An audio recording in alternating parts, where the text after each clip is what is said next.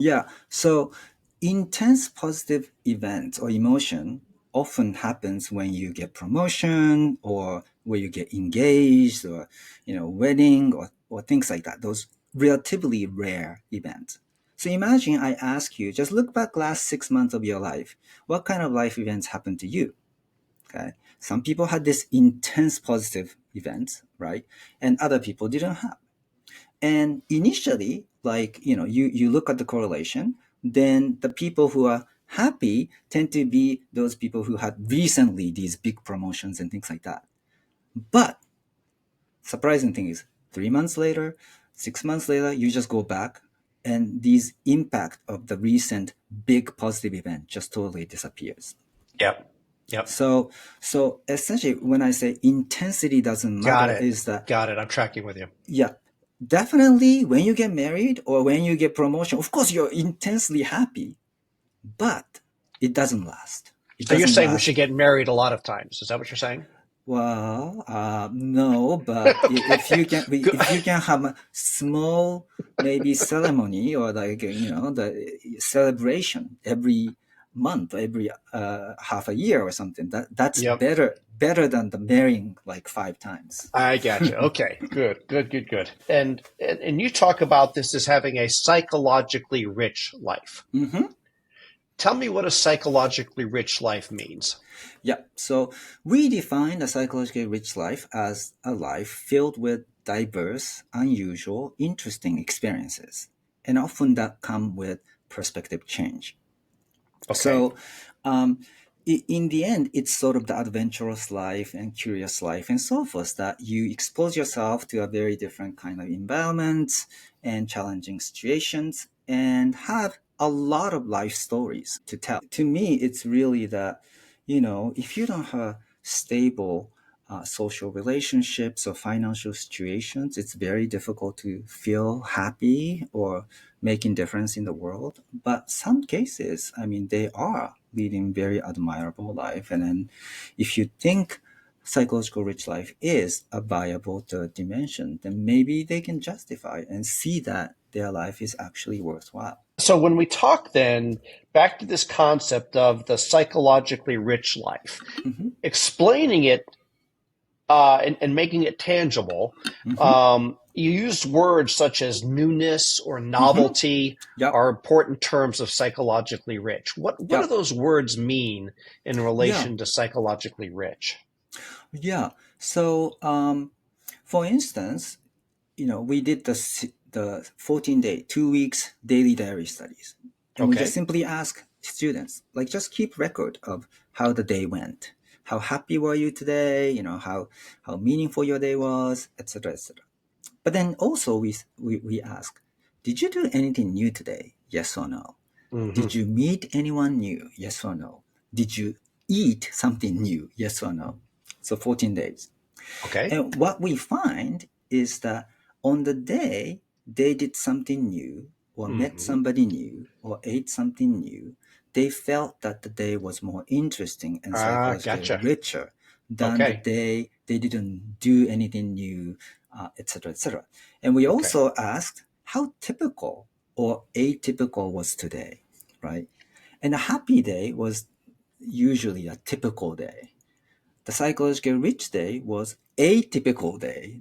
Atypical day when they did go hiking, went to concert, and things like that. So when I say the novelty is important, what I mean is, did That's a you great do something? explanation. Yeah, did you Yep. do something new? Did you meet someone new? Did you eat something new? Well, it doesn't necessarily have to be a quote unquote positive experience either, No, no, does no, it? no, no. So this is the interesting thing. In the same daily diary study, we ask, so how much did you feel sad and angry and so forth today, as well as happiness, right? Hmm. And of course, the happy day and meaningful day is the day when they weren't angry or sad and so forth.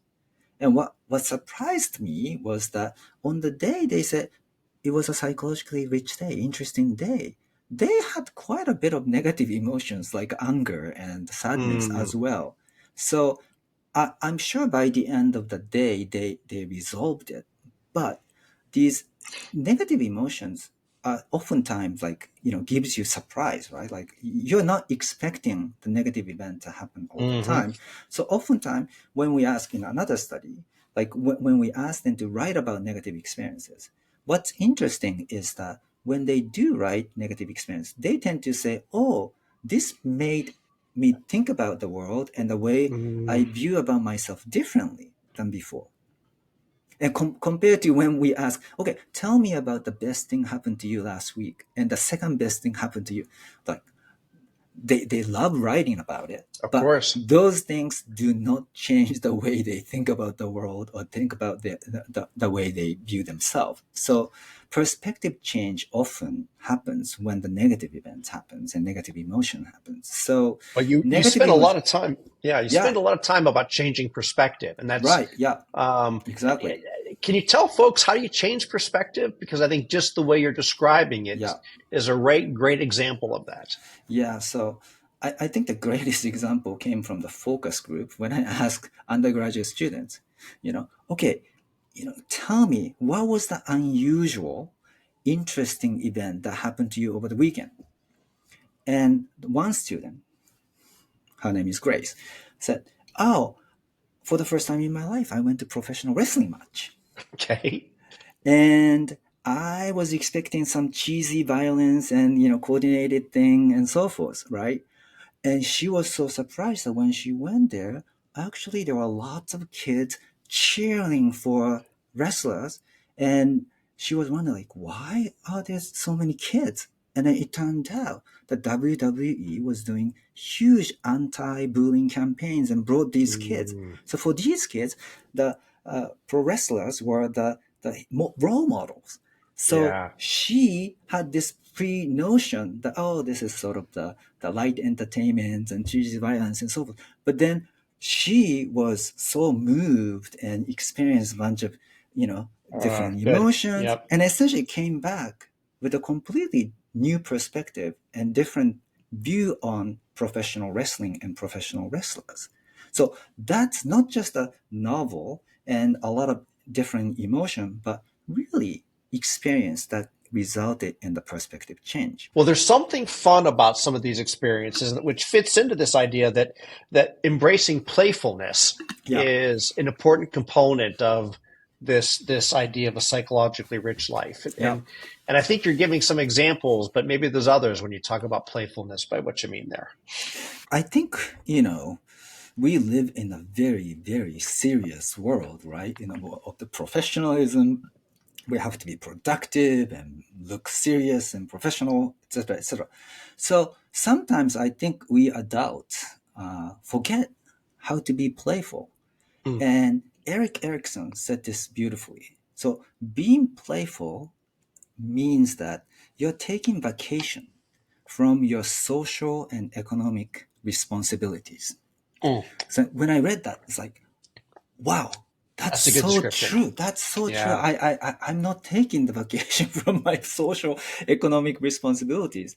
And he furthermore said, you should be living somewhere in between reality and fantasy. Okay. And that's Yeah. exactly what 5 years old do, right? I mean, Yep. Yep. they're just like playing the superheroes and things like that. And your dog, right, is just when they're chasing tennis ball. They're just like living in the fantasy between fantasy and reality. So we should live in that space once in a while and be playful and be silly, you know and being spontaneous and so forth. And I think that's one way. I think some people make their lives light and more receptive to a lot of serendipitous happenings, and that's the source of psychological richness.